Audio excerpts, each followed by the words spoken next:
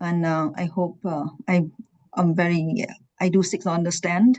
And we at the earlier we struggled a little bit for all the presenters to join us.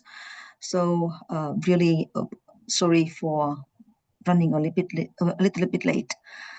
So my name is Anh Vũ. I'm a research director leading climate change work at the National Center for Social Research. And I am also the executive board member of the Vietnamese Intellectual Society in the UK and Ireland. It is a real pleasure to welcome you to our session today, Beyond Lip Service, co-producing knowledge and action with marginal urban communities under climate change. We are meeting today in parallel with the UNESCAP Asia-Pacific Forum on Sustainable Development, which this year calls on all of us to take transformative, equitable, innovative, and coordinated action towards the 2030 agenda. And those words, transformative, equitable, coordinated, are not abstract ideals, they are lived necessities, because across the Asia-Pacific region, climate change is no longer a future scenario. It is already reshaping how people work, breathe, travel, raise children, and simply get through the day. But the truth is, not all of us experience climate change equally. The brunt of the climate change impacts falls on those whose lives and labor keep our cities functioning. For example, the street vendors, construction workers, motorbike drivers, porters, waste pickers, and millions of others whose essential contribution often remain invisible in policy, in data, and sometimes even in public imagination. And yet, if we truly want to build climate resilient cities and communities, these are the people whose knowledge we must start with. And that is why this session exists. Today, we are bringing together cases from Thailand, Hong Kong, China, Pakistan, and Vietnam, each offering grounded human stories of exposure to heat, air pollution, hazardous work, and structural precarity. But more importantly, each case study shows us something else, that communities are not just vulnerable, they are insightful, adaptive, and capable of generating knowledge that can transform how we design policy and how we imagine resilience.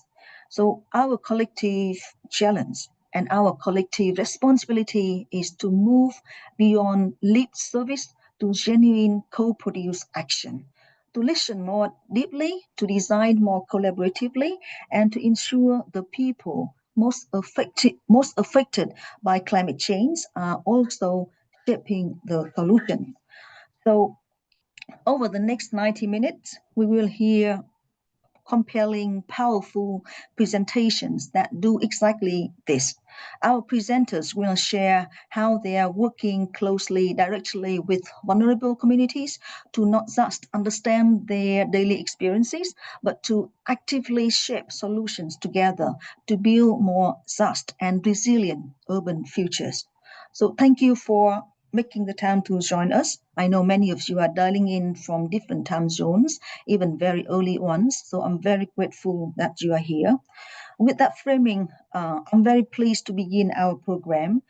And our first speaker is Phoebe Weston Stanley, who will put us into the lived experience and realities of urban informal outdoor workers in Vietnam and what the survey evidence reveals about their vulnerabilities. And Phoebe is a senior researcher at the National Center for Social Research in the UK, and she specializes in mixed methods research on health inequalities in areas such as climate health, addiction, and mental health. She holds an academic background in gender studies from the London School of Economics and an undergraduate degree from the University of Warwick. Phoebe, the floor is yours. Thank you, Anne. I'm just going to share my slides. Are you able to see the slides? Yes, I can see. I hope the others can see it too. Great, thank you. So what I'm talking about today is some of the research that was conducted as part of a Wellcome Trust funded project exploring the impact of climate change on the health of outdoor workers in Vietnam. This presentation is based on a working paper that we've produced that explores findings from the first of two waves of a survey, which was conducted by Social Life Research Institute, our project's local partner in Vietnam. So informal outdoor workers in lower middle income countries are among the most exposed to climate-related health and livelihood risks, yet they remain structurally excluded from formal systems of protection and adaptation. In our working paper, we draw on NatCen's capability approach and Venkatapuram's concept of health capability to examine how intersecting inequalities constrain workers' real freedoms to maintain well-being under climate stress. Our findings are based on survey data from 400 informal outdoor workers across 4 cities in Vietnam. And we use logistic regression to analyze how economic, social, and human capital shape climate-related health impacts, income loss, and adaptive capacity. The findings reveal the existence of deep structural constraints on the capabilities required to avoid harm and adapt to climate change, which I'll be talking about in a bit more detail. So like I said, the survey was conducted with outdoor workers, with broadly even coverage of street vendors, construction workers, motorbike taxi riders, and porters, and split across 4 major cities in Vietnam, displayed on the map here. After removing outliers during analysis, we were left with 396 surveyed workers. Of these, most respondents were men, were married, were migrant workers from other provinces, and had not received education beyond secondary level. On average, they were 47 years old, had 11 years working experience in their current occupation, and worked an average of 8.6 hours a day, and earned a monthly income roughly equivalent to $280, which is similar to the national average, including formal workers in Vietnam. A majority of workers had underlying health conditions, with the majority reporting physical health problems and a majority reporting mental health problems. The survey revealed that extreme weather events caused outdoor workers a series of physical and mental health issues. As shown in figure 1 on this slide, when asked what health problems related to extreme weather they have experienced at work, the most common symptoms included physical exhaustion and sleeplessness, anxiety and stress, skin disease, and sunstroke and heat shock. Our analysis found that workers with underlying medical conditions were 25% more likely than those without medical conditions to face additional physical health issues under extreme weather, compounding their health risks. Workers who stayed at home under extreme weather were nearly 15% less likely than those who still went to work to face physical health issues. Mental health issues were found to be associated with gender, income, and perceived ability to cope with extreme weather, where female workers, those who have experienced income loss due to extreme weather, and those who found it difficult to cope with extreme weather, all being more likely to experience mental health issues. These findings show how social conditions, rather than just access to health services, structure opportunities to maintain health under climate stress. Beyond health risks, climate events also disrupted the economic stability of informal workers. 75% of workers experienced reduced income due to extreme weather in the past year, with many reporting job losses. And older workers and those who did not own their own homes were significantly more likely to report income losses. Workers who reported that they typically stayed home when encountering extreme weather were 25% less likely than those who still went to work to see reduced income. Workers also bear very different costs in response to climate health risks.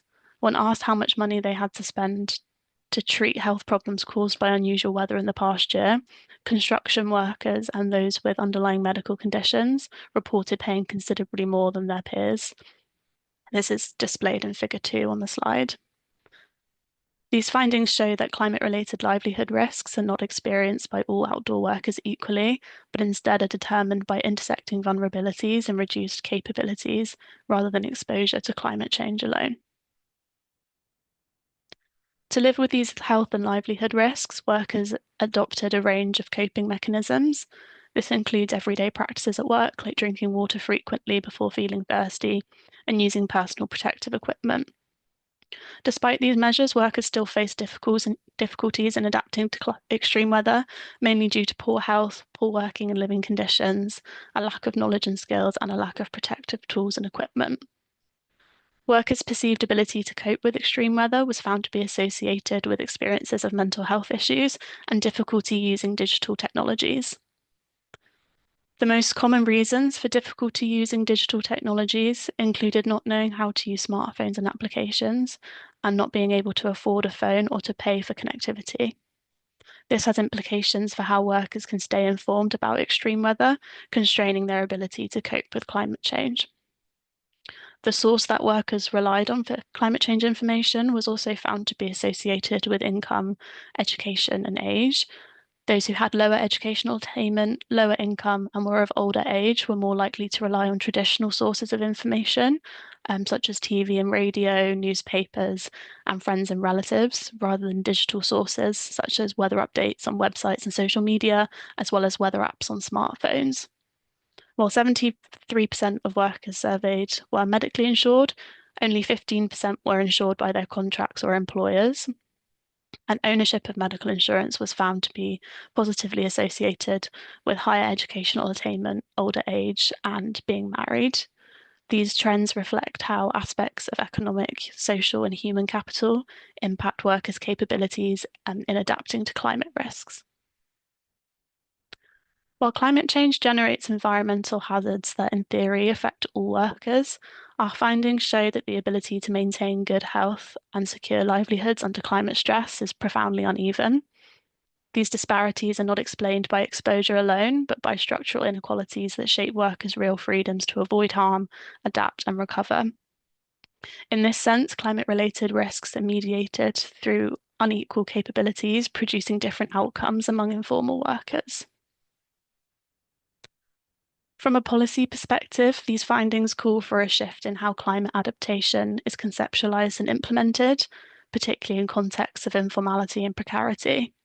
Rather than targeting outcomes alone, such as reducing health burden or income loss, adaptation strategies should instead aim to expand the real freedoms of informal workers to live and work in ways that do not jeopardize their health or livelihoods by addressing the structural conditions that underpin constrained capabilities. Specifically, our findings suggest that effective policy interventions should focus on expanding access to public healthcare and insurance for informal workers, especially those with chronic conditions, investing in digital infrastructure and skills training, particularly for older, lower income and digitally excluded workers, enhancing occupational protections and legal recognition for informal outdoor labour to reduce exposure and increase bargaining power, and strengthening education and adult learning opportunities, which are strongly associated with adaptive capacity, and developing inclusive climate communication strategies that account for varied information access modes. It is important that adaptation policy is sensitive to intersectionality, recognizing that the most at-risk workers often face multiple overlapping constraints. In conclusion, by drawing on original survey data from Vietnam, our analysis demonstrates that workers' vulnerability to health impacts, livelihood disruption, and reduced adaptive capacity is mediated by intersecting inequalities in economic, social, and human capital. These dimensions of disadvantage, such as chronic illness, insecure housing, or digital exclusion, undermine the freedoms that workers have to protect their well-being under climate stress. In applying a health capability approach to an understudied population, this analysis lays the groundwork for more equitable, evidence-informed approaches to climate adaptation, ones that centre those who are most exposed yet least protected. Thank you for listening. If you're interested in reading the full report that this presentation was based on, it can be found on our project website with the address on the screen here. You, Phoebe, it's really Ryan coming. And we have a minute for one quick question from the audience for Phoebe. If anyone has a burning question to ask Phoebe now, please put in the chat. Let me take any question. Okay. Or you can put in the chat later, and then in the discussion, we can get back and respond. Thank you, Phoebe. Thank you, Phoebe, for grounding us in these structural and intersectional risks. We now move from Vietnam to Hong Kong, where extreme heat is reshaping daily life. And I'm pleased to welcome Eva Yong. I hope that I pronounced your surname correctly, Eva, from the Hong Kong Red Cross to share insights into the heat stress and humanity in Hong Kong. Uh, Eva is the chairperson of the IFRC Asia-Pacific Community Resilience Community of Practice and serves on the steering committee of the Disaster Risk Reduction Working Group. She focuses on community resilience, urban development, and climate change adaptation in high-risk area of Hong Kong. Eva, over to you. Thank you, Dr. Wu's introduction. Let me share my presentation. So today I'm going to share with you what is the situation in Hong Kong and what is the real situation that are facing by the high-risk populations in our city. Climate change has an unequal impact to different populations, we can just heard this sharing from Phoebe. And there are about 5% of the total population in Hong Kong that are most vulnerable or at high risk, who are living in urban subdivided units and also living in the squatter areas. There is no one size fits all, but we look for solutions that can be tailored for different populations. Like the global trend, the temperature is rising in our city. And we had the third highest record last year, that we had 53 days of very hot days and 54 of hot nights that recorded in last year. Very hot days means that the temperature reached 33 degrees Celsius, and hot nights means over 28 degrees Celsius. With this very high temperature and the rising temperature, the heat wave in Hong Kong has over in the past 10 years has contributed to more than 8,600 deaths as recorded by the University of Hong Kong, which means that there is an average of 150 to 320 people who were killed by diseases related to the heat stress. The Hong Kong Red Cross has conducted a community resilience index last year, and we look into 8 dimensions in this city to understand the resilience level over the population and the whole society. So when we look into basic needs, this is one of the dimensions that we need to work further to enhance the resilience level. What this basic needs means to under this index. Basic needs, we look into the living space of the population. We found that the median living space is 172 square feet, which compared to the government standard 237 square feet for a household of around 2.6 to 2.7 family members. It is far below of this standard. And as I mentioned, there are 5% of the total population in Hong Kong. We have 7.5 million people now living in Hong Kong, and there are 5% of the population who are at high risk. And what are the living conditions that they are living? One of the areas is in the squatter areas. There are 200,000 people who are living in the squatter areas in the city. And you can see the living conditions. This is one of the living conditions that we have project in our community sites. And last year, we have introduced to measure the heat index and also the indoor living environment of the population is living in these areas for 6 months. And we installed the environmental sensor in their households. We measured around 30 households throughout the day and night, and to record the index, including temperature, humidity, indoor air quality, and also the lighting and the noise level in the living environment. You can see one of the example in this slide showing that the color is showing that for the whole month, it is reaching danger or even to extreme caution danger or even to extreme danger level that are facing by the population. And when there are the consecutive days and nights are in this such condition, people will suffer by really heat stress or psychological stress. So we look into different solutions. One of the solutions is we have been collaborating with another a university in Hong Kong, and to introduce the cooling paint to put on the rooftop of these houses that can eliminate a lot of the hot temperature. And for the indoor, we also provide a circular fan, window shades to the households. So these cooling items can help them to improve the air ventilation and to decrease the sunlight, direct sunlight into their houses. Another high-risk population in Hong Kong is we call subdivided units. Subdivided units, that means one apartment is being divided into separate units. And usually they are being found in the high-rise buildings, or some of them even are recorded in the squatter areas that I just mentioned. So there are another 200,000 people in Hong Kong are living in the subdivided units in the high-rise buildings. And for the people living here, they have an even smaller living space that are available. So there is an average of 11 meters square for one unit, with an average of 6 meters square per person, which is around like a parking space. And it is under this living condition, people will suffer from the very bad ventilation, very high temperature. There are records of higher indoor temperature than the outdoor. And in summer, there are some of the households even recorded to over 40 degrees Celsius inside their houses.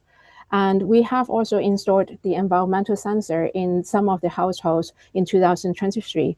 And the records of the temperature, humidity, air quality are all disqualified according to the international standard.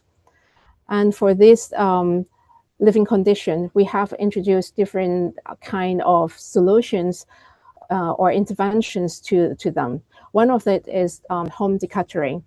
This is the service that we found that a lot of the households, they have, because of the small, tiny living space, and some of them, they have a habit to really store a lot of things and that stock up in their houses. And that makes them have really very bad ventilation, and also some of the windows even being blocked by all of these materials.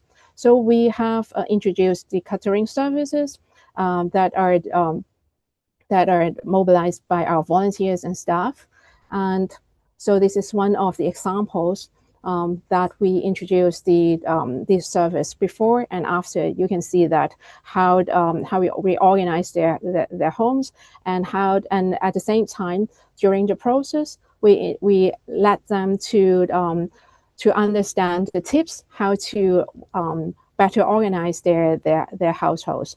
In this way, with a better organized home, it is not only with a better better ventilation and better degrees in temperature, but also at the same time have a safer living space, so that people can avoid or have a safe living space when, in case of there is a fire happened, they have at least an evacuation route so that they can leave their places easily.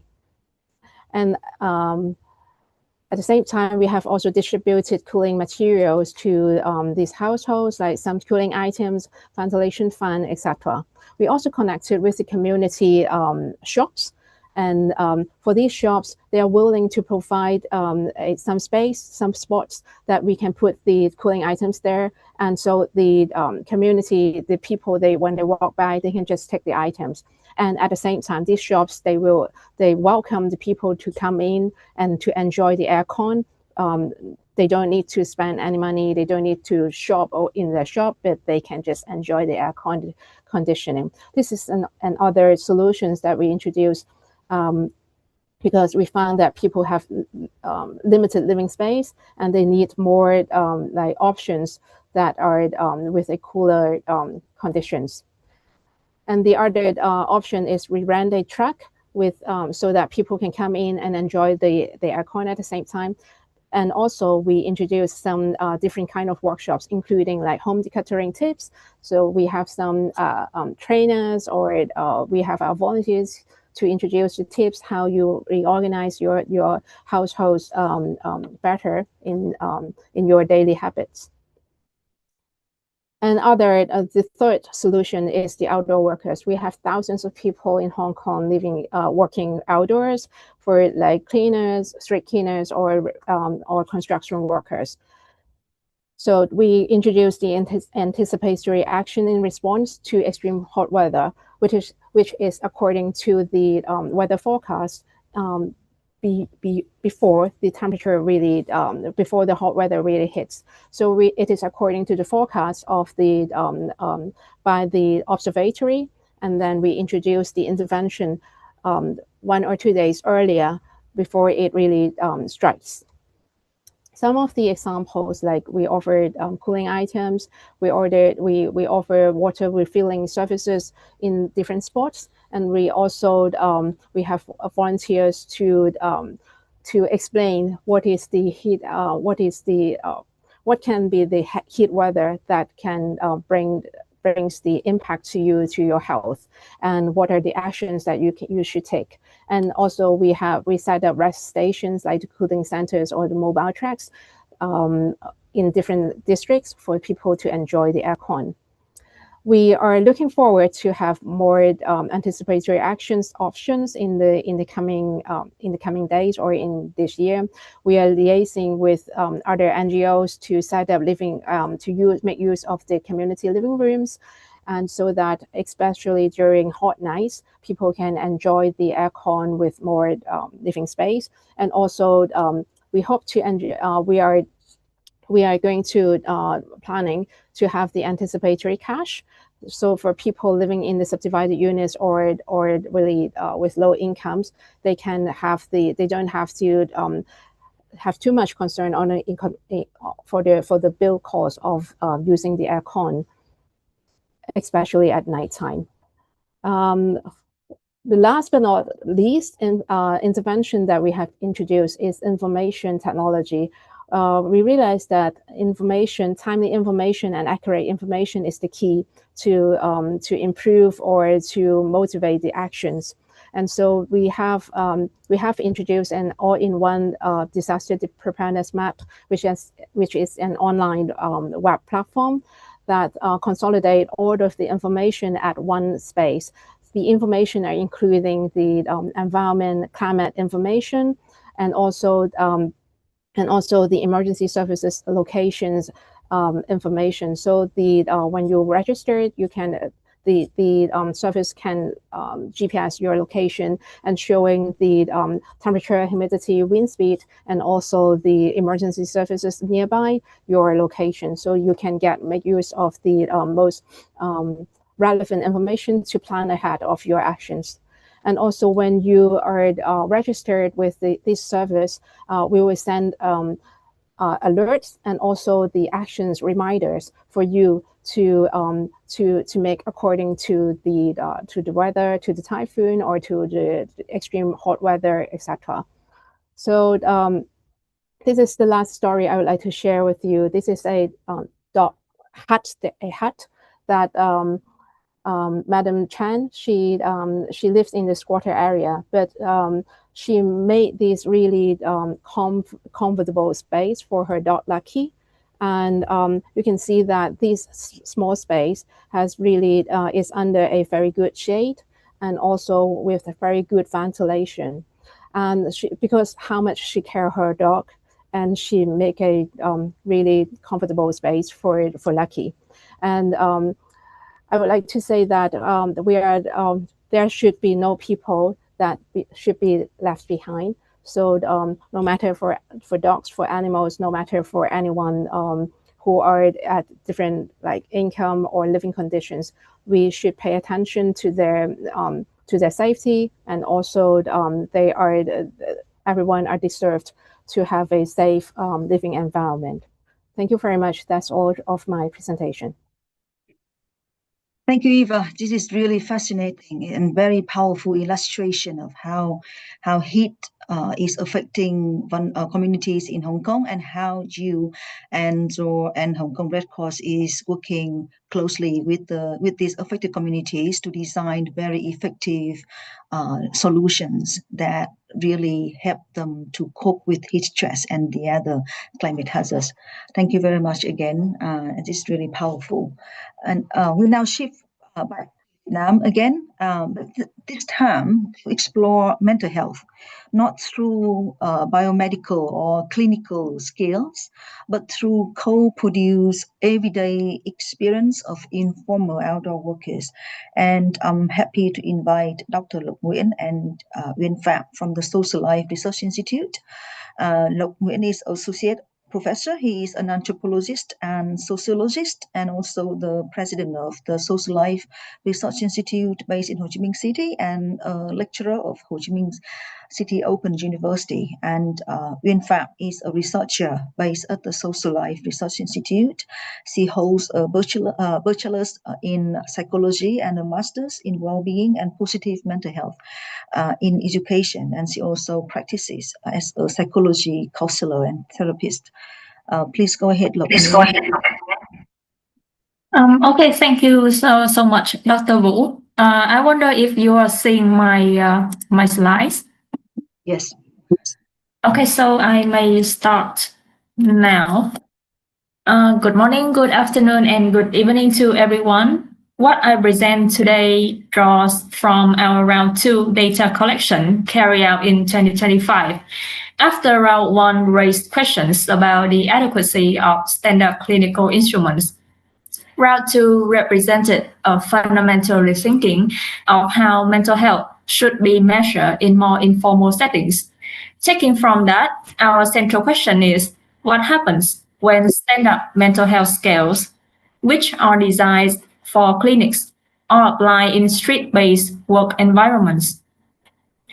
Our round 1 survey also applied the DAS21 scale, embedding it within survey questionnaires, and the result yielded statistical figures. However, the extent to which those numbers accurately capture the true conditions of workers remain an open question. Surveying precarious outdoor workers challenges many requirements of the scale. Sorry, could you put the slide on the presenting mode? And it seems you haven't moved to the next slide, or you are still on the first slide. Oh yes, I'm still on the first slide. Sorry, it's on the presenting mode. It seems not. Is it? I'm changing my slide. Can you set it on the presenting mode? Actually, from my side, I'm setting it on. Can you see it now? It's not possible. No, not yet. Can you click? Can you click on that presenting thing? Okay, let me try again. But if anyone can see the slide, it's fine. If it's not on the presenting mode.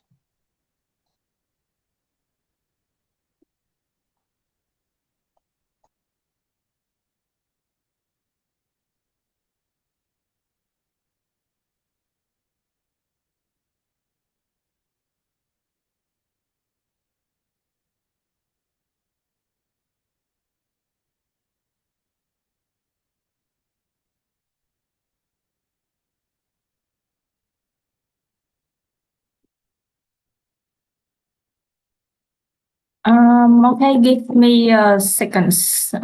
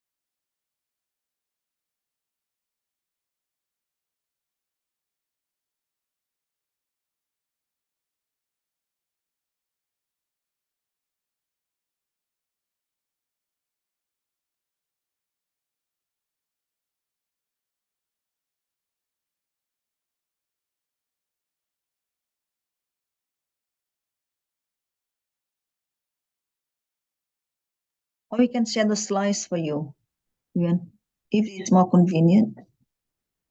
Okay, I think I will need to ask you to help me with this.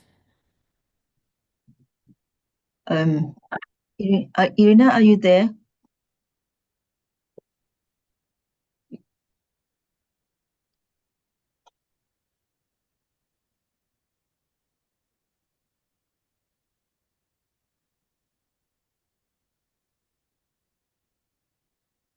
This is not the.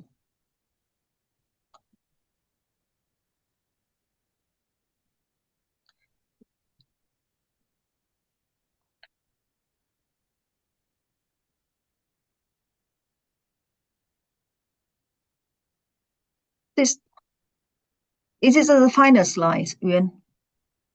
Actually, I did send you the final version yesterday, so I believe you received it. Phoebe, did you forward the final version yesterday to Irina? Or maybe I mean, if everyone can see the screen without presenting mode. Can everyone see it now? Yeah, perfect. Yes, it's presenting now. Okay. Yeah, perfect. Okay, thank you everyone for your patience. Now I may continue. Yeah. So I'm saying that surveying the precarious elder workers challenges many requirements of the scales like DAS21. So we argue that the more precarious the context, the less valid standardized the tools could become. We call this the measurement paradox. The very conditions that intensify distress, which are unstable income, heat exposure, long working hours, are the same conditions that undermine structured tools like DAS21.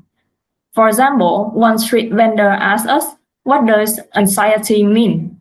However, when we rephrased the question into everyday language, he immediately understood and responded. This is an example from our field diary. A 33-year-old porter could not relate to abstract terms like stress or anxiety. But when the researcher used different language, his face relaxed and he answered immediately. So, workers do have distress, but they lack access to clinical vocabulary to describe it. For us, this moment shows that the measurement is not only about what we ask, but how we ask. When applying DAS21 in informal settings, we identify 5 structural constraints. First is privacy. The interviews often took place in shared or public spaces. Second is time. Many workers have to sit or stand for 10 to 12 hours per day, so their working hours is already long and very intense. The third aspect is space. Our conversations happen amid market noise or traffic. Fourth is stigma. Some workers perceive researchers as potential scammers. And the fifth, the language. 34.3% of respondents had only primary education. So we found that these factors directly affect the validity of measurement. Our process moved through 4 stages. With 43 in-depth interviews across 4 cities, we have trust-building activities, including sharing meal and informal interactions with the workers. And as a result, we have the process of collaborative tool development. In total, we work with 400 outdoor workers across 4 occupational groups. And also during our process, workers actively reshaped the instrument. We noted that they rejected psychological terms like anxiety or depression. However, they prefer bodily and everyday language, such as tired bones or thinking all night. They also help to clarify the 0 to 3 scales using daily examples. In this sense, the co-production process became knowledge generating. The final instruments consist of 6 quantitative items using the 0 to 3 frequency scale. We also included 3 open-ended prompts. These open-ended questions are essential. They allow workers to describe the distress in their own words. The tool is brief, flexible, and grounded in lived experience. From co-analysis with workers, as we can see here, 5 key dimensions emerge. First, it is livelihood tired exhaustion. The mean score was 1.25 on a 0 to 3 scale, and 60.5% reported heat stroke or physical exhaustion. Second, it is economic pressure.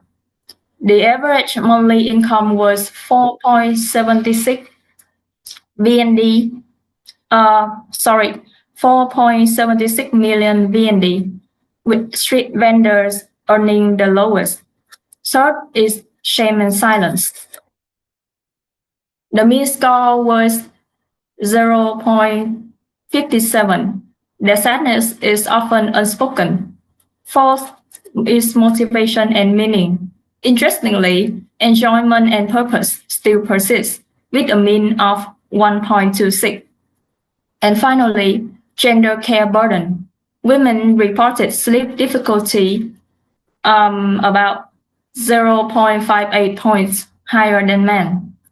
These dimensions do not neatly fit into the common symptom-based categories. As we can see here, instead of using emotional terms, they describe their tiredness through their body.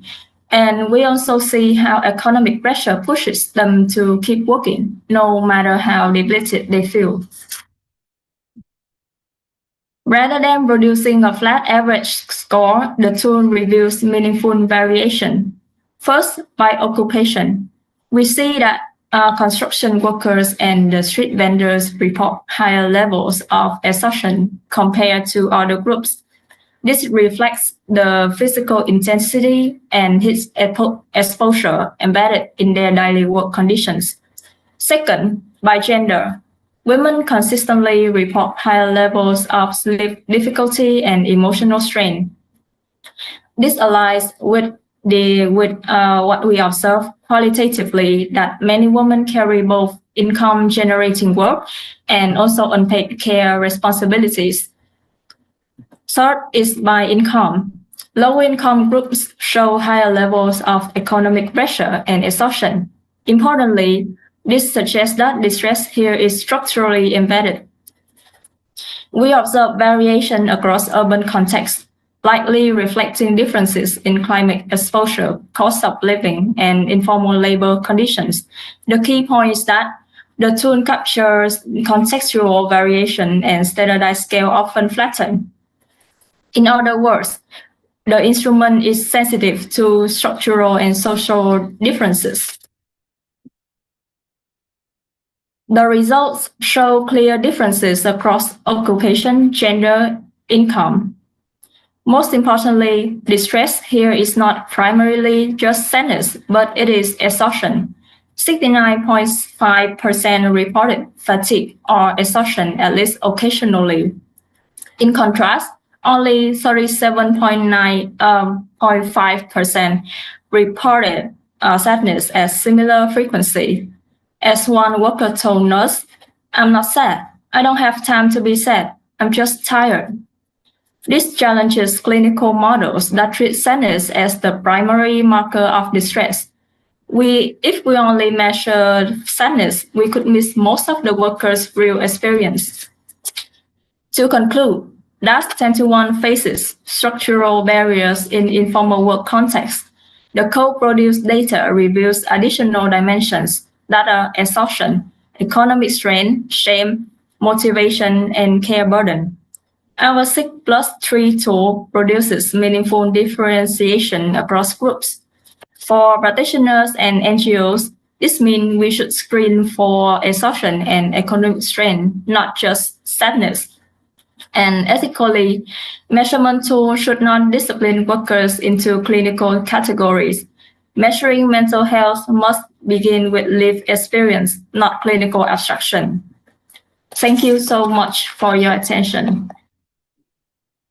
Thank you, Wen. This is really insightful and very powerful example of co-producing instrument examine very sensitive topic, that is mental health of the informal outdoor workers, one of the most vulnerable populations.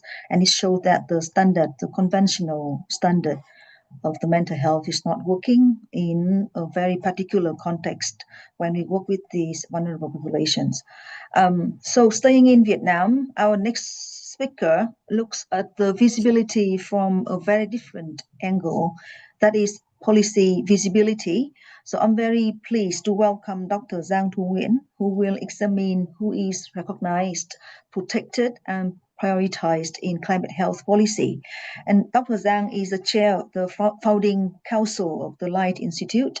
She's the chair of the Migration Network, a member of the management board of Gender-Based Violence Prevention Network in Vietnam, and also a member of the Central Council of Vietnam Union of Science Technology Association. She has contributed to many national policies on health, social protection, and gender equality. And she's also a leading voice in community health and development in Vietnam. Giang, the floor is yours. Thank you, Ngọc Anh, and hi everyone. I think I tried to use this at the maximum 8 minutes for this presenter. So we want to share with you who is seen, who is protected. So why visibility is not simply a technical issues, but a political one. For the next slide. Yeah. Next slide, please. Okay, thank you.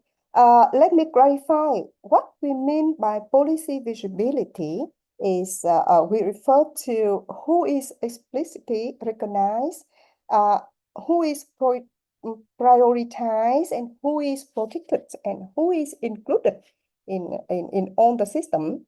And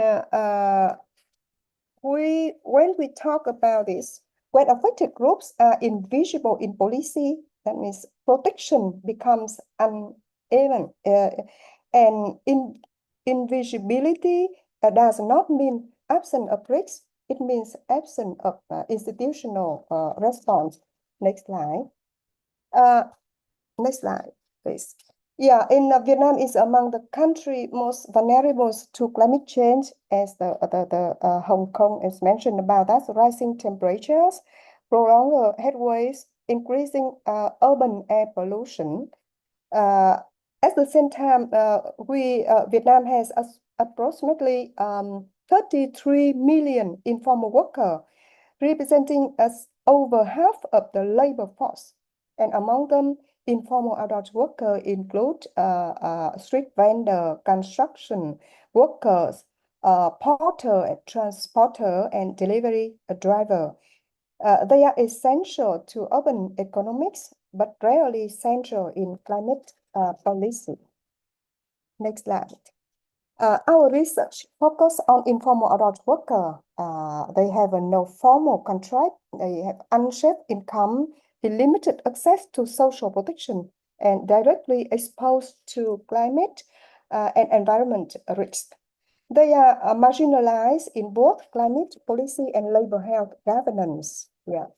Next slide, please. Oh, next slide, please. Yeah. For the next. We have some objective is examined and identify and assess. On the next slide, please, Yuan. Yeah, this our study conducted a systematic evidence-based policy review, and we analyzed 45 national policy documents from 2004 to 2024, 5 government and international reports, and we qualitative coding using NBVO. Importantly, this phase of research was document-based policy analysis, and our conceptual lens combines policy visibility and governance fragmentation. Yeah, next slide, please. We also to focus on some key findings. The first, only 16% of policy is we have 7 from 45 policy documents explicitly link climate change to worker health. There is almost no operational guidance on extreme heat, air pollution, flooding, and storm in outdoor workers. As a result, workers are left to self-manage climate risks, and protection becomes individualized rather than institutional. Yeah, next slide, please. Finding 2, why the percentage of Vietnamese people has social insurance is nearly 80%, and more than 90% of formal workers has social insurance. Only about 2% of informal workers has a social insurance. It's very, very low. That means climate-related work disruption equal immediately income loss, and economic vulnerability amplifies climate vulnerability, and without institutional buffer, resilience remains fragile. For the next slide. And the next finding that in all 45 policy documents, none mention informal adult worker as a priorities groups with high risk, and none address all 3 aspects like the labor, health, and climate change. This demonstrates a lack of consistency and gaps in addressing health issues related to labor and climate change. There is no single accountable authorities, no integrated regulator framework, and implementation dependent on local capacity. Yeah, and as a result, climate health risks fall between policy domains. And the last key finding that there is minimized explicit attention to gender, age, migration status, urban poverty, and participation mechanism weak or absent. Climate exposed workers remains structurally underrepresented in decision making, and they are treated primarily as beneficiaries, not as policy actors. Yeah, and this our recommend for the next slide. Intersectoral regulation protecting outdoor workers during extreme weather, urban cooling and rest infrastructure, integrating climate health risk awareness into training programs, building inclusive climate health data system, and importantly, institutionalizing worker participation across the policy cycle from design to implementation to monitoring and supervision. Participation is not symbolic, it must be embedded. Yeah, next slide. We want to give some message to the global community. The climate change is fundamentally an issue of social justice. Urban informality is not unique to Vietnam. It is a shared governance challenges across the global south and increasingly globally. Policy visibility influences adaptive capacity, and inclusion and accountability strengthen resilience. Urban resilience is not only technical, it is institutional, and it is political. Yeah, and the last, let me close with this reflection. Policy visibility is not natural. It reflects governance prioritized. Urban resilience remains unequal when climate exposed workers remain invisible. Protection lack institutional accountability. A resilient city ensure that marginal community scenes hate and institutionally protected. Because in the end, who is seen determined who is protected. Yeah, for the next. Thank you for Welcome Trust to sponsor this research, and thanks a lot for the technical support from the National Center for Social Research. Yeah, Dr. Ngọc Anh, Jonathan, and all our member, and thanks for your attention today. Thank you. Thank you, Dr. Zhang. It's really insightful picture into the policy landscape of Vietnam, how it is dealing with the vulnerabilities and health risks of the informal outdoor workers in urban settings. And this is really insightful presentation.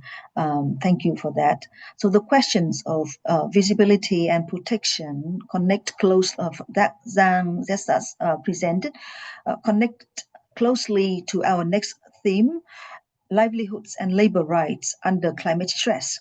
And to speak about the experiences of women agricultural workers in Pakistan, I'm delighted to invite Zia Redmond from the Asia Development Alliance. Zia is a prominent Pakistani development advocate and civil society leader focused on governance, accountability, and civic rights across Asia. He has influenced sustainable development policies through his roles on the Punjab Commission on the Status of Women and as global co-chair of the Transparency, Accountability, and Partnership Network. Zia is also the founding Secretary General and Director of the Asia Development Alliance, where he drives many initiatives such as the SDG Citizens Dashboard. Zia, please go ahead. Thank you very much indeed, Dr. An, and thank you, listeners, for joining us today. If somebody can help sharing my slides, because I am unable to share the slides.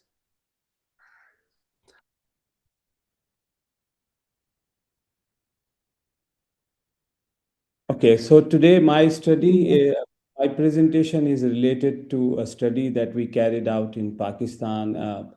Pakistan is a home of 250 million people in South of Asia, and mainly Pakistan's population is dependent upon the agriculture. So we have agrarian economy.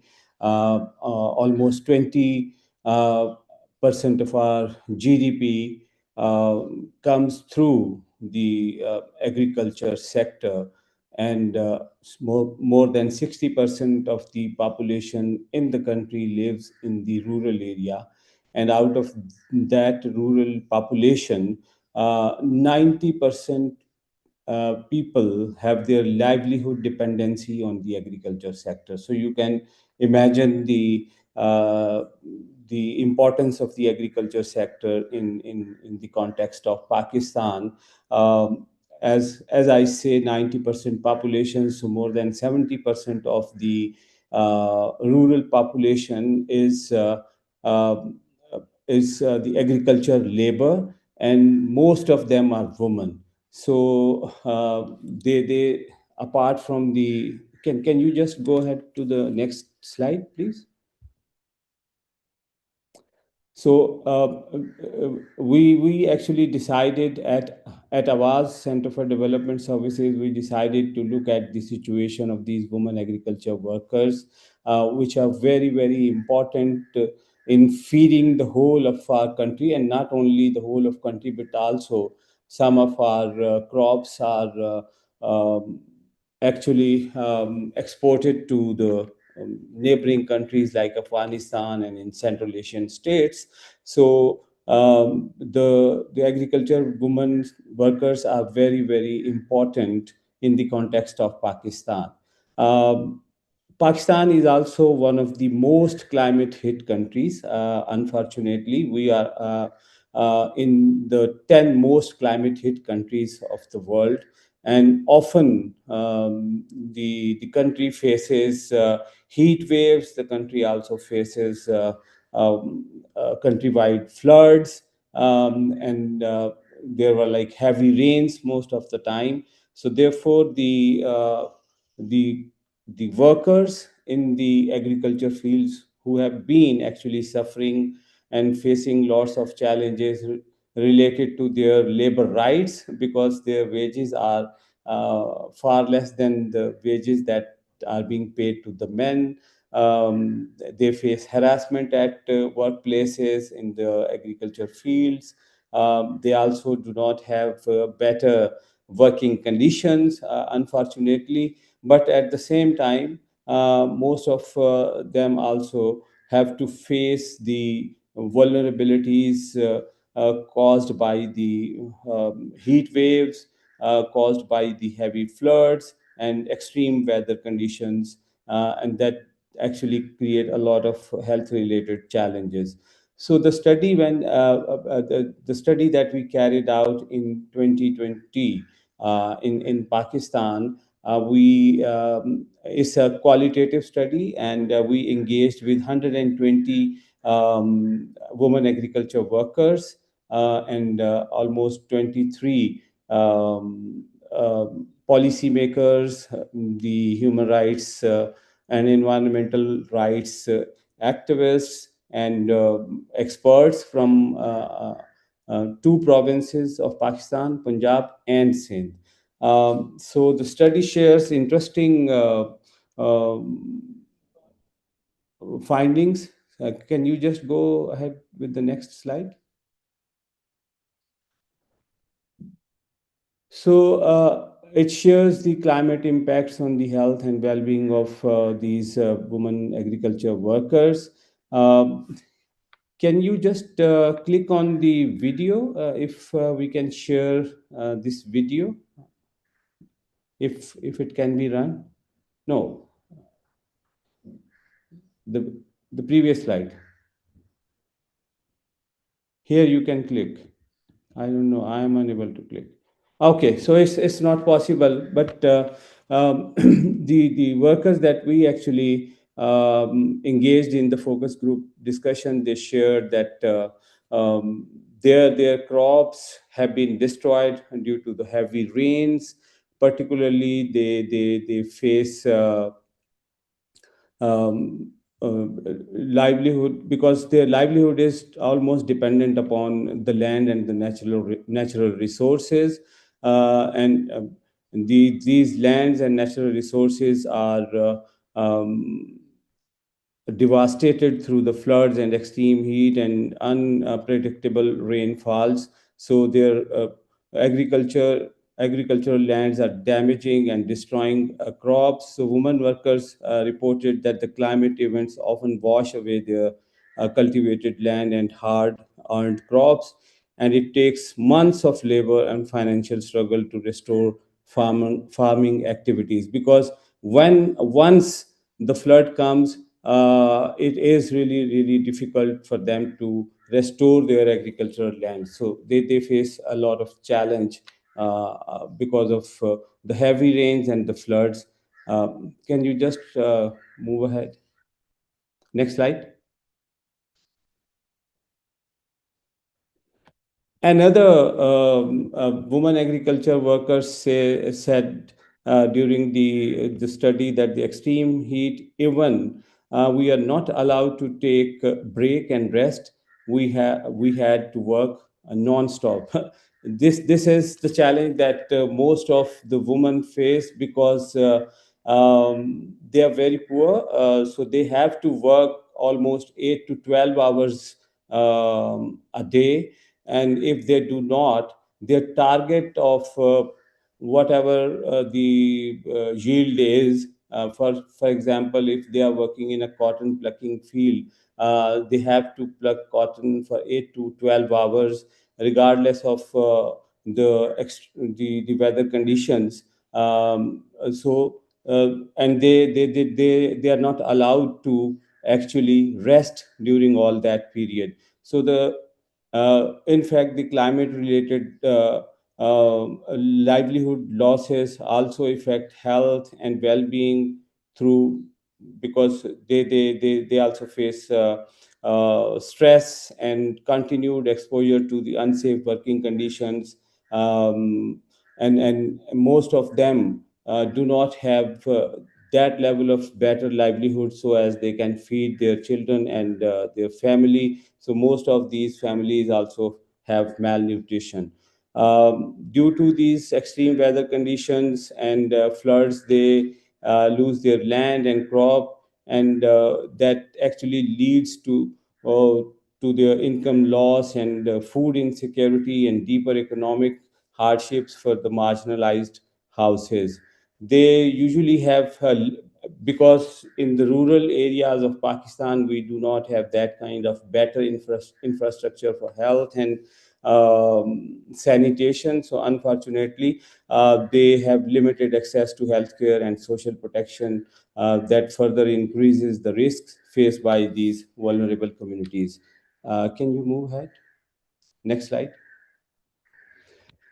So in this project, the Awas Center for Development Services initiated the rights-based advocacy, and they engaged the women agriculture workers, and they tried to sensitize them on their rights, and form their women agriculture workers unions to initiate a local network at the union council level. So these women agriculture workers and their leaders actually initiated a low-cost community-led action to protect themselves from the harsh weather conditions and for their labor rights and to improve their socio-economic situations. So these women agriculture workers were provided with capacity strengthening trainings. They were engaged in various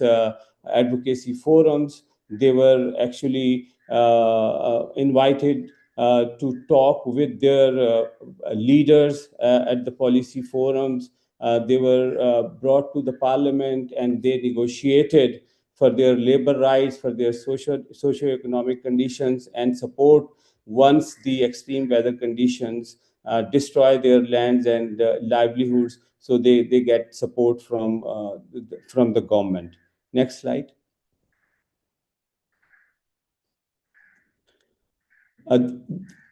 While they had their own local organizations like women agriculture workers unions, they actually negotiated with the local landlords, and the landlords provided them with these. Uh, you can see in the picture the hand pump, and then behind there is a room and a washroom for a resting area for the women who are actually working in the agriculture fields. So this is one of the success story, but that was happened just because of the efforts of these women agriculture workers. They formed their union, they negotiated, they initiated the locally led rights-based advocacy, and they become the role model for the other agriculture workers in other parts of the country. But at the same time, they also negotiated their rights with the policymakers. Next slide.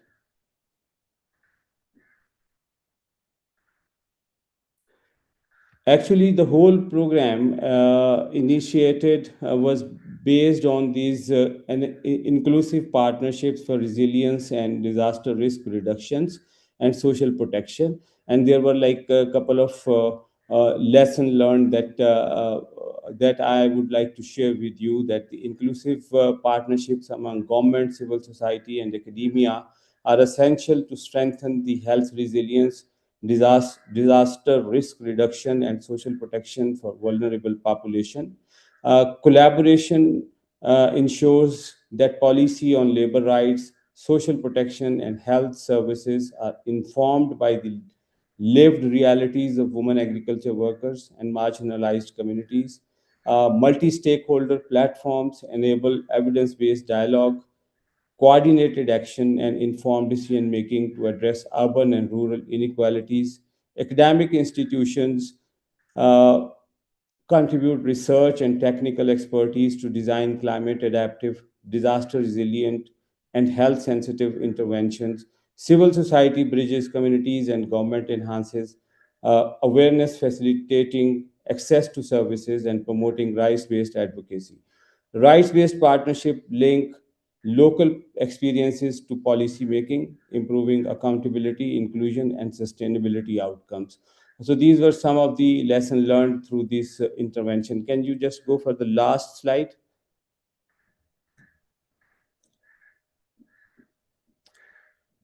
Uh, this is one of the great success out of all that effort, that how we actually engaged with various stakeholders throughout this program interventions. And finally, because the agriculture worker in Pakistan is a non-formal worker, so the government of Punjab uh, approved the Punjab Labour Code 2025 last year. And this actually labor code recognizes the agriculture labor and women agriculture workers as a formal worker. So this inclusion ensures women agriculture workers are entitled to labor rights, social protection, and fair working conditions, improving their socio-economic status. The success also reflects the power of advocacy, collective action, and partnership between communities, civil society, and government stakeholders. It demonstrates that evidence based engagement and persistent efforts can lead to meaningful policy change for marginalized groups. So, women agriculture workers now have a stronger voice in advocating for their rights and participating in decision making process affecting their livelihood. Thank you very much. I think I have done my part. And if we have any question, I will also share the detailed study in the link, so as the participants can get benefit out of it. Thank you. That is excellent example of mutual inclusive partnership and very compelling view of resilience and woman-led adaptation from the ground up. Thank you, Zia, for sharing this very powerful example from women agricultural workers from Pakistan. Thank you again. And we now turn to Thailand, where climate and urbanization intersect in another critical way: air quality and children's health. So I'm very pleased to welcome Dr. Manlika Sukitpaninit. I'm very sorry for maybe pronouncing the surname wrong, Manlika. She is from Chulalongkorn University, and Manlika, over to you. Yep. Hi. Okay, I'm Malika from the Department of Geography, Chulalongkorn University, and today I'm gonna present about our work that done on assessment of PM 2.5 exposure and respiratory symptom in primary school children in Bangkok. As climate change is not just only increasing temperature, it is also the changing how air pollution behave in a city, because hotter water could increase the urban heat island effect, and also the air could become more stagnant, which could increase air pollution level.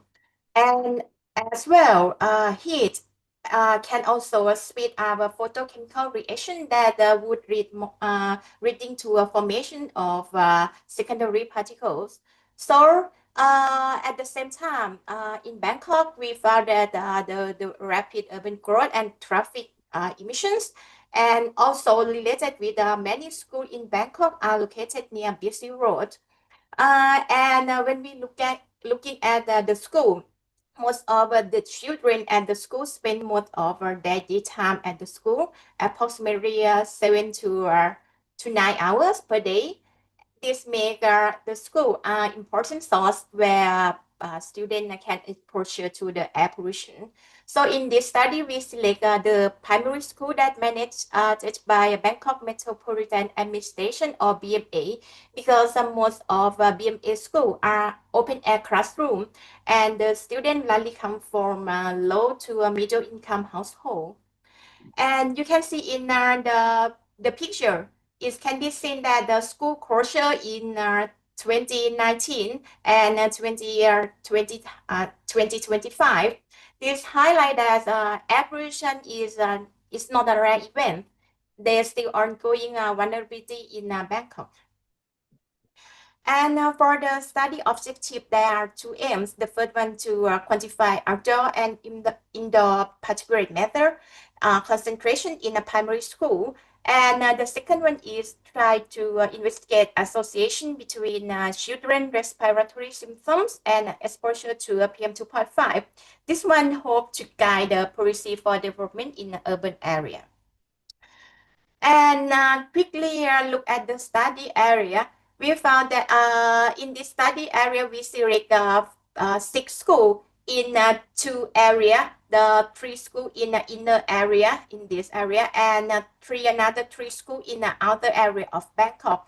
And in each area, we select the school located on different type of road, which including a primary road, secondary road, and a minor road, because they have a different volume of the traffic.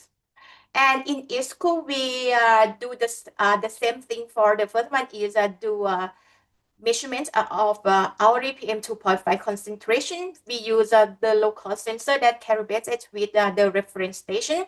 In each school, we'll attach the sensor at the outdoor classroom and in the canteen, and to see the pattern of concentration. So we are monitoring both in the wet season and dry season. And in indoor air quality, we monitor at least 4 weeks per site. And in each school, we also distribute a respiratory questionnaire survey. For the survey, we distribute around 600 questionnaires, and the response rate is already around 66%. And in the result of the questionnaire, we use the chi-square test and logistic regression to see association between risk factor and the outcome of respiratory symptom.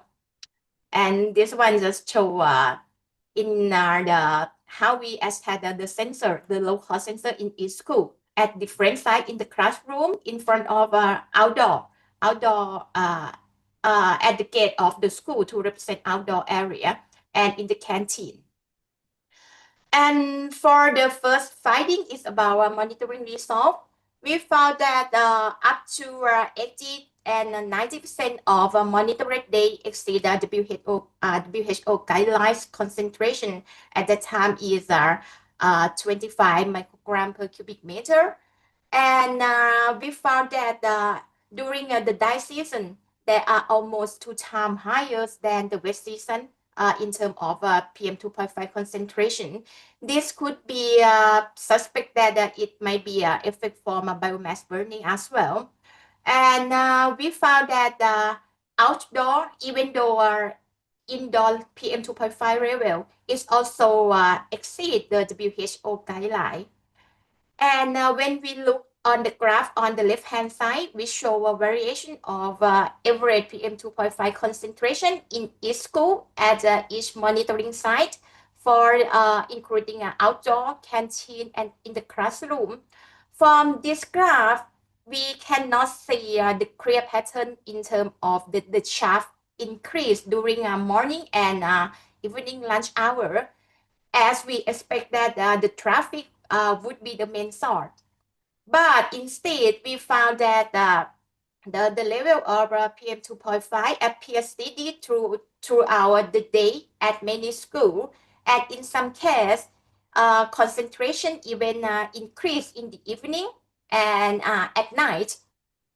For this one, could highlight that not just only the traffic can be the main source of PM in around the school, and sometimes they would have another constant PM 2.5 that generated from the other source nearby the school. For example, for like the road construction activity, or even though some school that located near industrial area. And we also quantify indoor to outdoor or IO ratios. For this ratio, it helps us to understand how much outdoor pollution can penetrate to indoor environment. And if is less than 1, is refer broad penetration. And if above 1 is like how indoor could generate a higher concentration than outdoor level. And overall, we found that there are a strong relationship between indoor and outdoor concentration, because the index, the ratio is quite close to 1. It's approximately 0.8, almost close to 1, both in the canteen and in the classroom. This means that the level of indoor and outdoor quite closely. It means that the outdoor can penetrate through indoor air pollution. And we also found that the higher of IO ratio found in the wet season. This could because normally in wet season in the school, that most of the classroom that we monitored open window, or they have a natural ventilation. So in wet season, they always open the window, but it means that some of air pollution could penetrate into indoor. But during dry season, most of the school try to close the window in order to prevent air pollution. And when we look at the result from the questionnaire, we found that the characteristic of the school children in our study, the average age was around 11 years old, and 42% is girls. And we also observe several important vulnerability factors. The first one is 30% of students were classified as obese, which obesity can increase to a respiratory symptom and inflammation when you export a high level of PM 2.5. And the second one, we found that 34% of children were exposed to secondhand smoker at home. And about 9% live in the household that cross less than 200 meters of the main road. This could increase their exposure to the traffic related pollution outside the school hour. And finally, around 76% report no proper ventilation in the kitchen at home. And the result, we also found that 1/3 of the children reported respiratory symptom with allergic rhinitis, because this is quite common in ASEAN urban study as well, and around 10% with the wheezing, 6% with asthma, and 1.5% with persistent cough. And the effect of the odds ratio, we found that obesity quite significant correlated with bronchitis, with 3.5 times more likely to be diagnosed with bronchitis compared with the healthy children.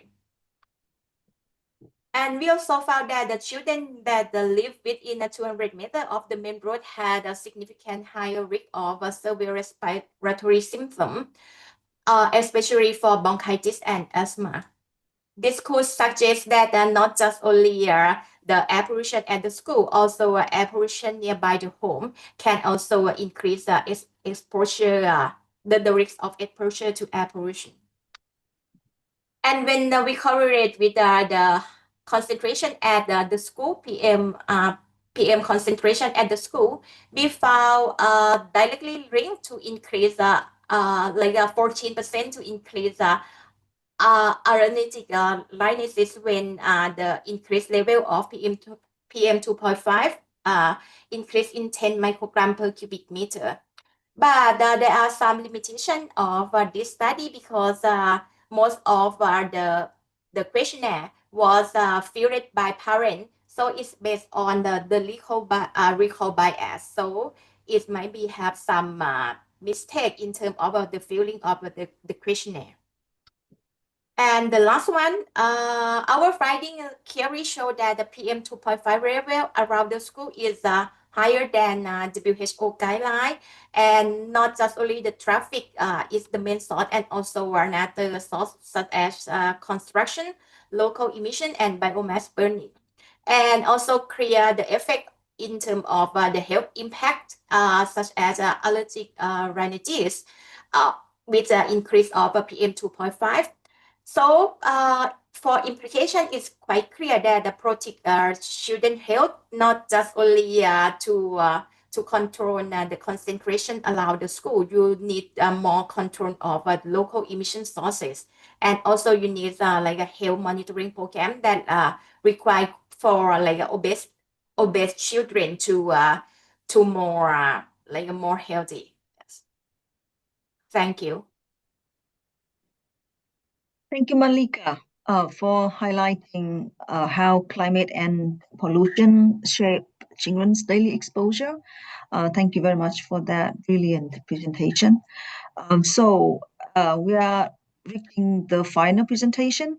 So to help us connect all presentation today conceptually, our final speaker will address vulnerabilities from a grassroots perspective. So please welcome Professor Jonathan Rick from the University of Bristol. Jonathan is a professor in the School of Geographical Sciences at the University of Bristol in the UK, and he has been working on questions of vulnerability and resilience in Asia, particularly with regard to livelihoods for more than 4 decades.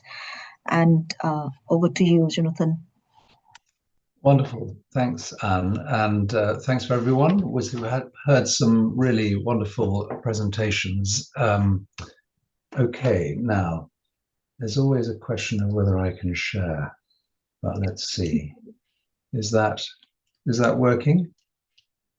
Can you see that, Anne? Yeah, I can see the slide. Is it on presenter mode?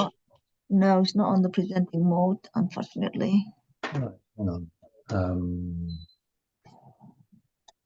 Let's see.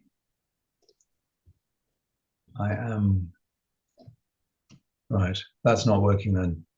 Not going forward, Anne. Jonathan, can you click slideshow above? Yeah, I'm doing. I think it's the same as Ewan. Yeah, that's fine. I can share.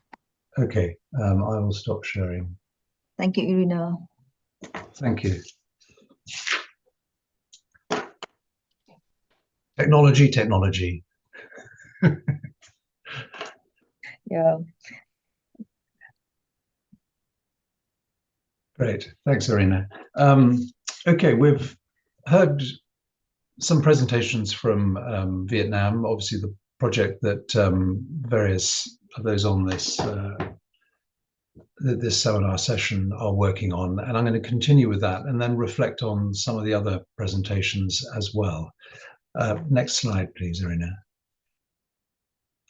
So, as you will have heard, we've been working across 4 urban centres looking at the impacts of climate change on the health profiles of outdoor workers. And the reason why the Wellcome Trust have funded this is because, well, some of the reasons that Zhang talked about actually, that these are people who kind of fall under the radar.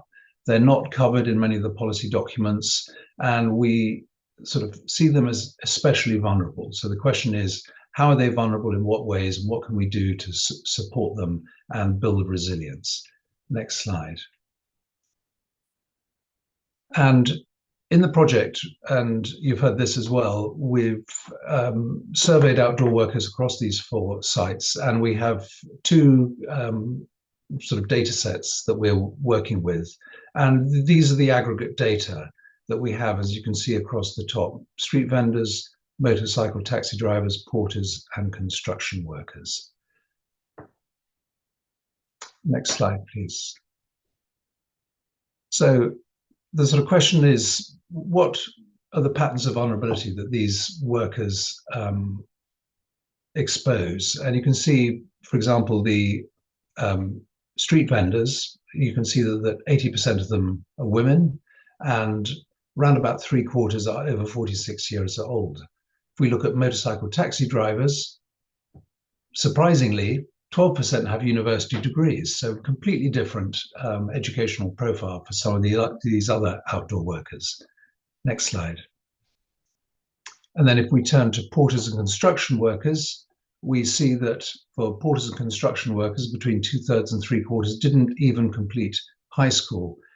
And then again, surprisingly, for more than half of the workers, they've been undertaking this work, engaging in these sectors for more than 6 years. So these are not occupations that people dip into at times of crisis. People have been working in these occupations for years and years, sometimes very extended periods of time. So the sort of question for us is, well, the 2 things that come out here. First is that when we talk about outdoor workers, we need to separate out outdoor workers, a completely different demographic, occupational, educational profiles here that we need to be sensitive to. And secondly, I suppose, how far do these kind of raw data, how far are they reflected in true levels of vulnerability? Next slide. And so, as you'll have heard, we sat down with Locke, Ewan, and others and began to explore people's vulnerability through more ethnographic methods.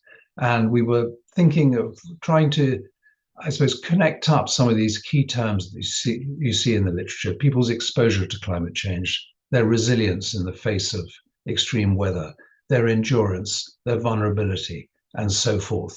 You know, how do these key terms that we tend to see in the literature, how do they cross-cut the sort of data that we've accumulated and the experiences that we are tracking through these more ethnographic techniques? Next slide.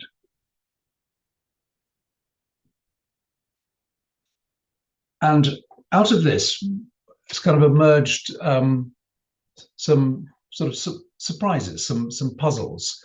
And in a sense, what it was that some of those who on paper were highly vulnerable, we found also demonstrated high levels of resilience.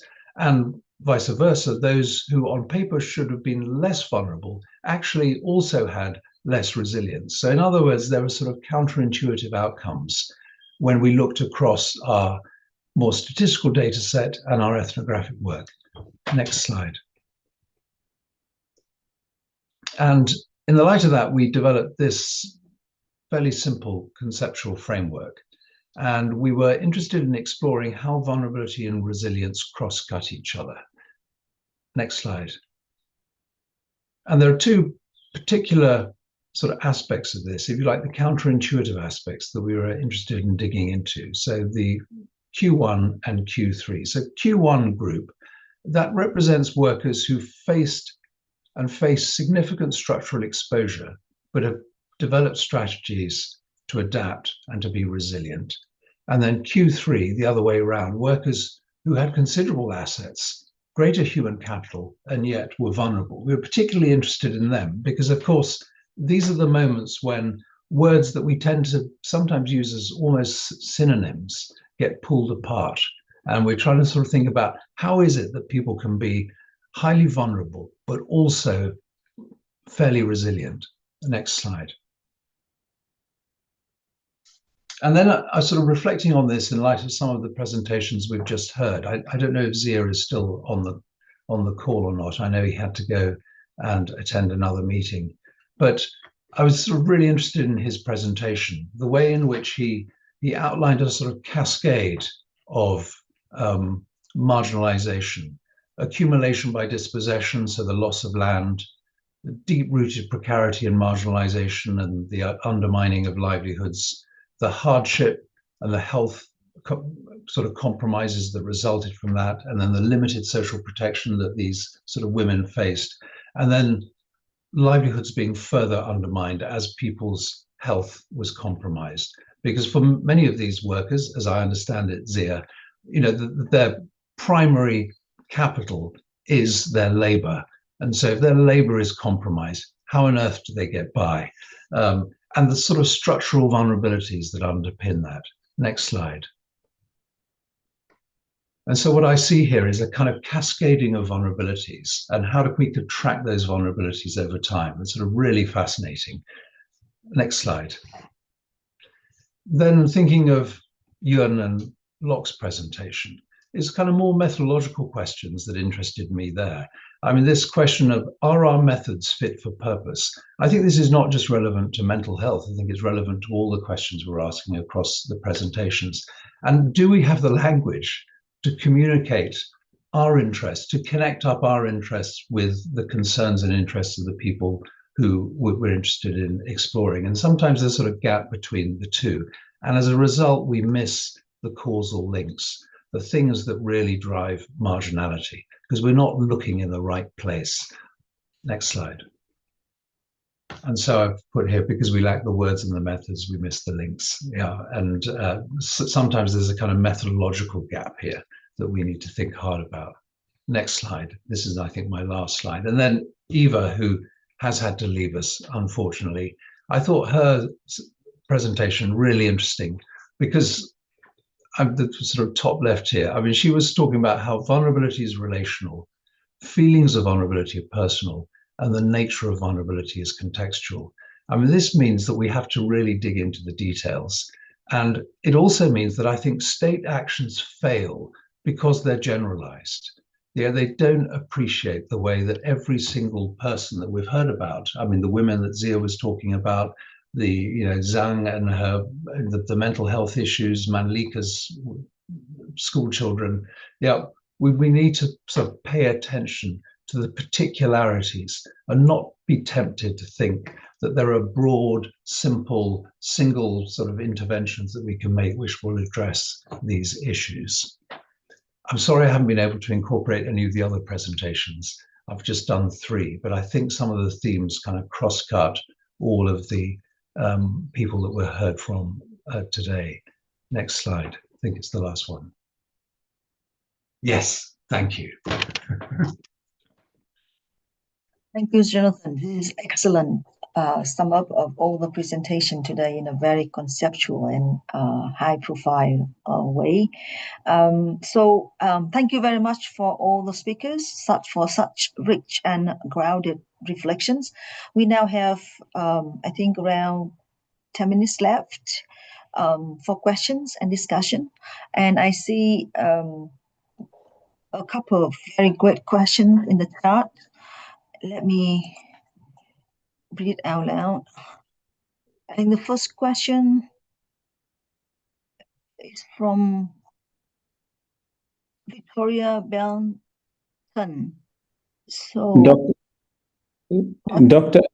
Ann, since I have to leave, I actually just want to share with you this wonderful news that just arrived to me through my colleague in the office, that the cabinet in one of our province, Sindh, where we actually did the study with the women agriculture workers, they have yesterday approved the Women Agriculture Workers Act as well as their rules of business, and the rules of business would equally apply to the women agriculture workers all across the Sindh province, which is the second largest province of the country. And the women agriculture workers will be getting equal wages to the men and better living working conditions, and then maternity leaves, and they will be given the contracts for their jobs, and they will be allowed to form their unions the unions that we actually developed and established in the program, in the project, those were not recognized unions, but now they will have this collective bargaining agencies in the farm and labor sector in the agriculture in Pakistan. So it's a wonderful news, and I just want to share in response Amazing. to a couple of questions that were raised to me, that how we actually made it. The important thing is that we should have locally generated data that we produced in the form of the hands that feed us a study, and then share that data and the study with a strong commitment with the community, with the policymakers, with the executives. We established their multi-stakeholder forums and then highlighted the challenge, brought them to the field areas, showed them that this is what happening, and then the success is there, because this strong engagement of all the related stakeholders is really, really very important. So thank you very much indeed for giving me this opportunity to share this great success. And I wish all the best for the conversations on this forum. Thank you so much, Gia, and thank you for sharing a wonderful presentation and for sharing that amazing news with us. And hearty congratulations to all the hard work and to the teams. And congratulations, and such a great news for women in Pakistan. It is a very important milestone for women's rights in Pakistan. Thank you for sharing that amazing news with us, Gia. And yeah, so sorry that you have to leave, but we can catch up after this via email. And if any burning question in the chat addressed to Zia, I will share with you via email as well, Zia. Thank you. Thank you, Zia. So I think the question from Victoria Belton, addressed to Zia, Eva, and Nguyen. So Victoria said, they are interested in if you have ever come across community-led or traditional and cultural practices of adaptation to heat in the urban setting, and if you have had any guidance on and suggestions on how we can best document these practices, taking a collaborative and co-production approach. I think only when is Eva is still here. If not, Nguyen, would you mind responding to this very good question from Victoria? Nguyen and Lộc. I think obviously you come across with the traditional folklore practices by the informal outdoor workers in adaptation. Please, yeah. Yes, I am working on the answers, and okay, for us, for social life, through our field work with outdoor workers in 4 Vietnamese cities, we have documented various community-led heat adaptation practices. This include informal knowledge sharing networks among street vendors about optimal resting spots and timing, traditional remedies such as herbal drinks and cooling foods passed down among workers, and collective strategies like rotating work shifts during peak heat hours. So notably, the workers themselves actively provided information about useful service or location and resources as well. They regularly rely on they rely on during outdoor work, and we then combine this community-generated knowledge into practical toolkits to facilitate the sharing and adoption. Additionally, we produce short video clips and develop a TikTok channel to disseminate these practical insights as well. We also know that they have group leaders, and their roles is very important throughout this process. we refer to them as gatekeepers, and throughout communicate and meetings, these gatekeepers help us to gain access and build trust with the other workers. So in terms of the guidance and documenting, we recommend adopting participatory network-based approach. And at the moment, we also have some resources to where after collecting all of this. We are very happy to share it with all of you after via email. Thank you. Thank you, Win. I just typed the website of our project in the chat to respond to add to what Win just mentioned about the traditional practice exercised by the informal outdoor workers in adaptation. And in the coming months, we also produce a second green book, which will capture all these insights into the traditional cultural practices and locally led innovation, actually worker-led innovation in adaptation. So please follow our work via that website and for the and also the coming events as well. And thank you, Victoria, for that good question. And I think we have another question. Let me check. Why? I think there's no more question in the chat, or the other question has already been answered. Do you, the participant who posed the question in the chat and has been answered, do you want to follow up on that?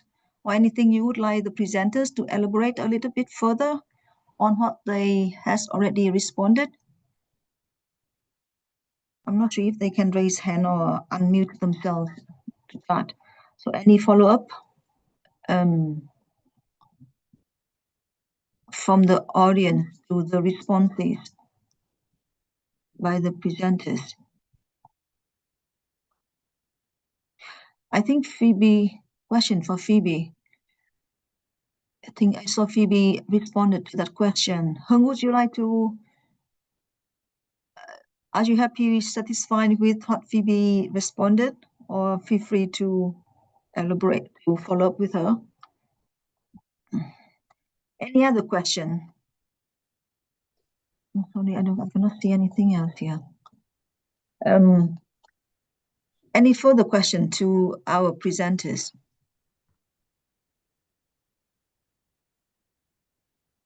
If there are none from anyone attending, I have a question for Manlika. Can I do that? Yes, there's a question from Manlika. Yeah. Yes. Manlika, I was wondering, how far are school children aware of PM 2.5? And I mean, to link back to that earlier question, I mean, in your photographs, a lot of people are wearing masks and so forth. So has this become normalized, that actually living in such polluted conditions is just a fact of life now in Bangkok? And actually people, you know, it's no longer something that's unusual. I wonder if you can answer that. The thing is because the air pollution is quite the big problem in I think it started in 2018, and during that time we don't have the mask, but when the COVID came in, at the same time and after, like when the COVID came in, and all students are compulsory to wear masks. And okay, for right now, I think yeah, it's like automatically after when you have like a high PM, the children also yeah, familiar with wearing a mask. Yeah, and even though during the high period of PM 2.5, yeah. So for right now, I think they're quite aware with the PM 2.5 in the children, and even though we're in the Bangkokian as well. Great, thanks, Manlika. I also had a question for Zan. Can I ask her? I don't know if she's still there. She still seems to be there. Can I do that, Anne, or is someone else want to ask a question? No, go ahead, please, Jonathan. Zhang is still here.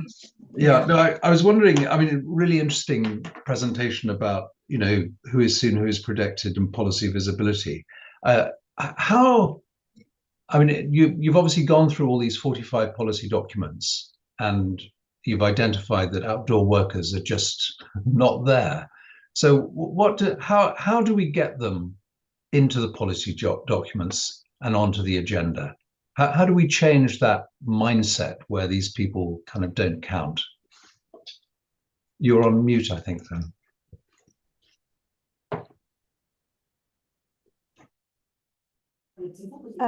Yes. Thank you, Jonathan, for it's very difficult questions. Yeah, but it's very interesting questions that we have more than 20 years to advocate in some of the policy in Vietnam. So that means the first that if we want to advocate for the new policy or something, we want to advocate for the for informal outdoor worker, for example. The first we also to show some the reason of research. For example, it does a policy review, and we use this reason to show to show in many meeting and workshop with the government in Vietnam. Yeah, and besides that, we also to develop some like the policy brief, and we sent it to the government ministry is the big one. And the other hand, we also to organize some đối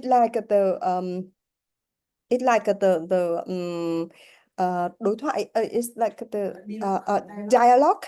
It's like the dialogue between the government and the targets, our targets. We also to capacity building for them and to prepare for them some skill, and they can raise their voice in the dialogue meeting or workshop. And besides that, we also to organize a range of the meeting with the consultation workshop with the professional and the researcher and on the policy maker, and raise the voice of the researcher or the audience. Besides that, yeah, there are many different ways to advocate for this, and we don't we do not hope that all the 45 policy document can include about the outdoor worker, informal outdoor worker. But when we advocate for informal worker, we can integrate in the health issues, in the climate change issues, in the labor rights issues, and we also to cooperate with the social CSO and NGO network in Vietnam, and we also to have a summit like the comment, or it like some the recommendation from the CSO and NGO in Vietnam. Like Mnet, Migration Network, or GBV Net. We also to send many comment recommendation for the government. A lot of ways to advocate for it. Yeah. Yeah, and also we added in some the television or the media event or anything. Thank you, and thanks, Manlika, as well. Yeah, it's a really long-standing process in terms of policy engagement and policy change. Thank you, Zhang, for sharing that insight. Any final burning question from the audience or from the presenters themselves? Are you speaking? You're on mute.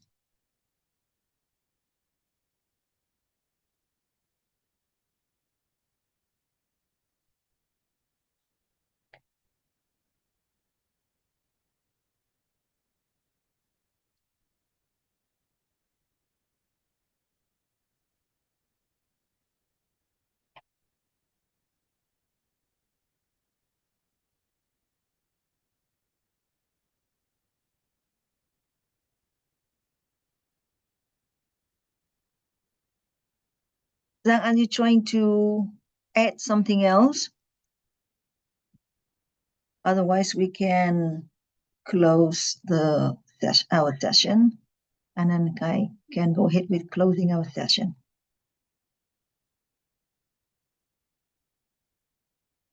Zhang, are you still there?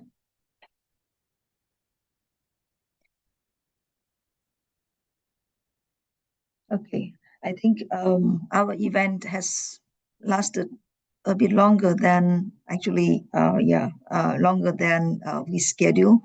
So thank you all very much for being with us today, and a heartfelt thank you to all our speakers for such rich and grounded contributions.